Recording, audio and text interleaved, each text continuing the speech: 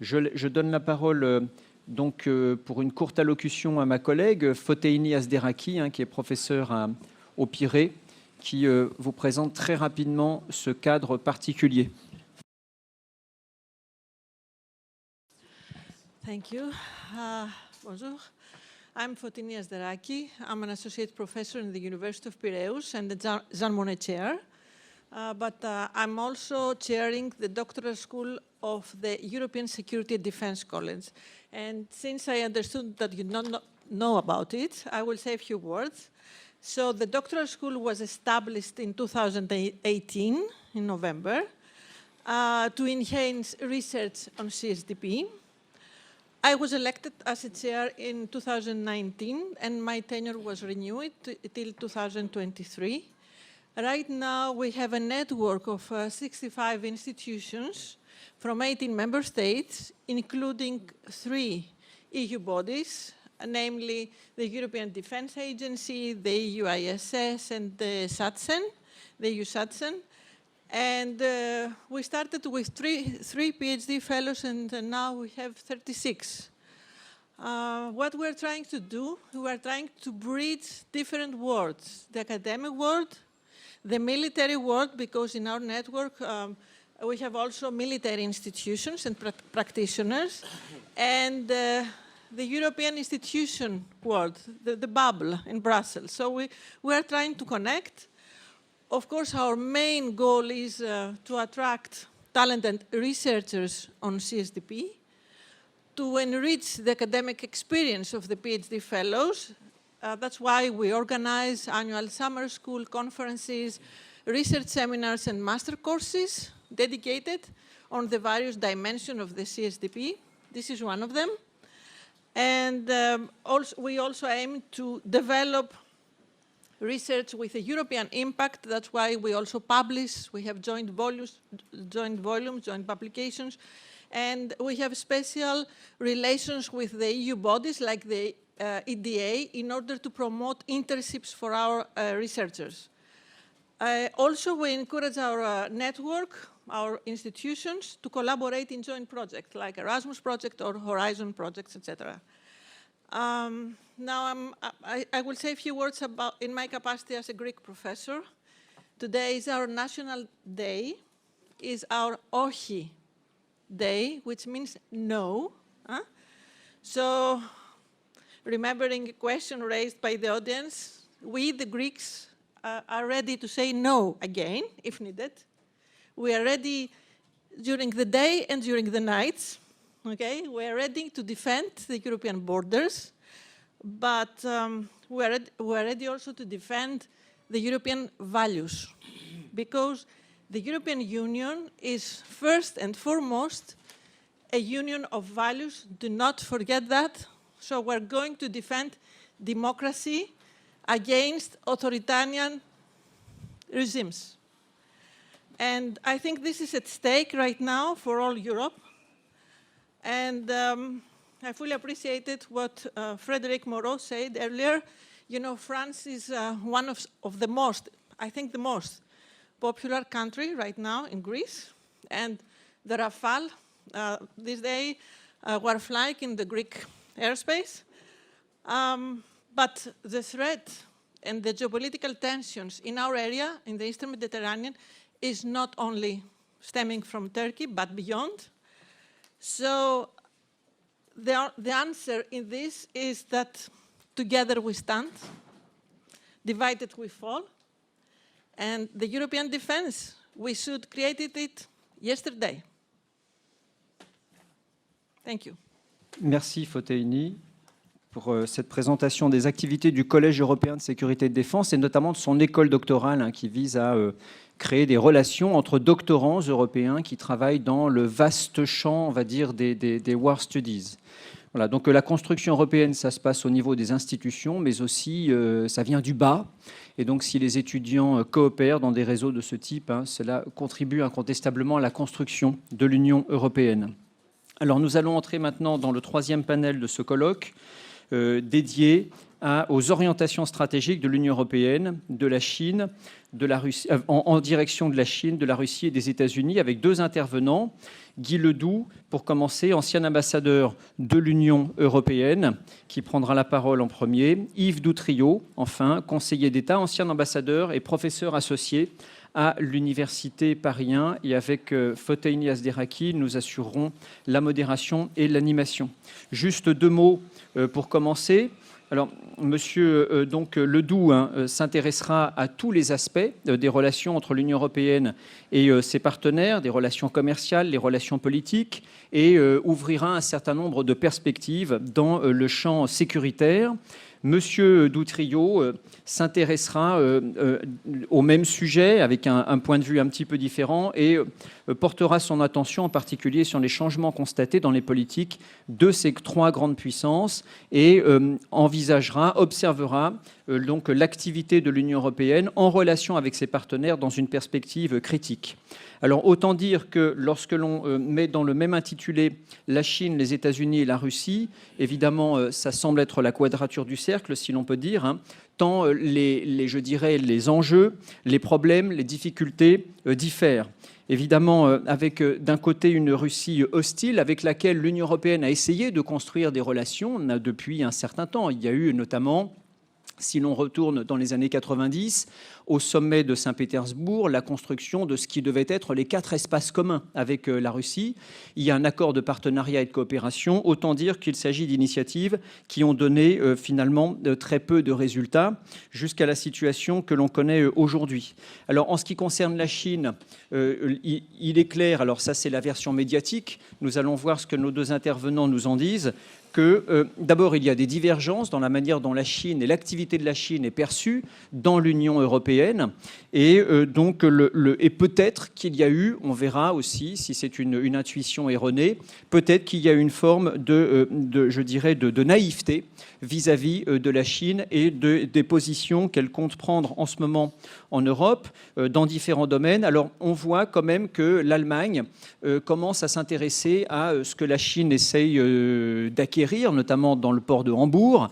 C'est en cours. Il y a, alors peut-être qu'il y aura plus qu'une simple méfiance, peut-être qu'il y aura des actes, je n'en sais rien.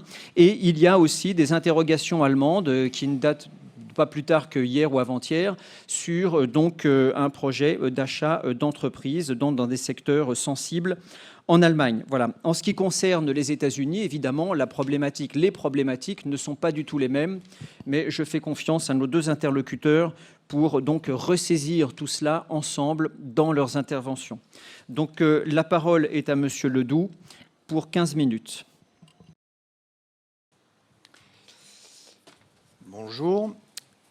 Les relations de l'Union européenne avec les États-Unis, la Chine et la Russie sont, pour l'Union européenne, les 3 piliers fondamentaux de ses relations extérieures, en particulier en matière de sécurité. Rappelons que les 5 membres du Conseil de sécurité permanent des Nations unies sont les États-Unis, la Chine, la Russie, le Royaume-Uni et la France. La position de la France au sein du Conseil permanent tiendra compte, la plupart du temps, des positions de l'ensemble des États membres de l'Union européenne. Il faut cependant toujours garder à l'esprit certains paramètres fondamentaux. Si la Russie est le pays dont le territoire est le plus vaste au monde avec 17 millions de kilomètres carrés, sa population n'est que de 146 millions d'habitants. Son PNB est aujourd'hui de 1 500 milliards, alors que celui de l'Union européenne est 10 fois supérieur et ceux des États-Unis et de la Chine sont encore plus importants. L'évolution des relations internationales de ces dernières années a conduit l'Union européenne à adapter ses positions de manière parfois considérable envers ses 3 partenaires. En effet, la présidence Trump a fortement ébranlé la confiance des Européens en ce qui concerne la garantie de sécurité qui était jusque-là à l'abri du doute. Après avoir courtisé la Chine durant de longues années pour avoir accès à son immense marché, l'Europe a finalement acté que la Chine n'allait pas se démocratiser et qu'il fallait défendre ses intérêts commerciaux de manière beaucoup plus vigoureuse. Enfin, en ce qui concerne la Russie, l'invasion de l'Ukraine le 24 février de cette année a conduit à un revirement total de l'approche européenne vis-à-vis de ce pays. C'est cette évolution qu'il nous faut rapidement rappeler afin de comprendre le nouveau positionnement de l'Europe face à ses trois partenaires clés. Au-delà de la position bilatérale adoptée par l'Union européenne, avec chacun des trois partenaires, la question des alliances se pose. Il y a d'une manière générale l'alliance entre la Russie et la Chine d'une part, qui s'oppose aux positions des États-Unis et de l'Europe sur un grand nombre de dossiers internationaux. Et il y a d'autre part la rivalité entre les États-Unis et la Chine, avec une forte pression des États-Unis pour convaincre les Européens de les soutenir face à la Chine.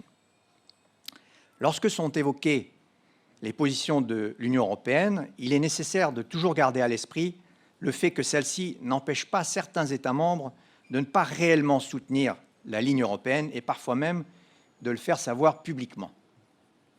Je vais commencer par un rapide tour d'horizon sur les relations avec la Chine.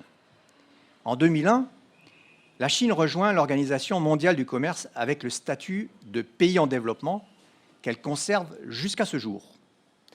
Entre 2001 et 2021, le PNB de la Chine est passé de 1 200 milliards à 17 000 milliards de dollars. Les échanges commerciaux entre l'Union européenne et la Chine sont passés de 100 milliards à 700 milliards en 2021, ce qui fait de la Chine aujourd'hui le premier partenaire commercial de l'Union européenne. Jusqu'en 2014, l'Union européenne a fourni de l'aide au développement à la Chine. Le consensus politique était que, suivant l'évolution observée en Corée du Sud et à Taïwan, la croissance économique et les échanges commerciaux conduiraient à une évolution démocratique.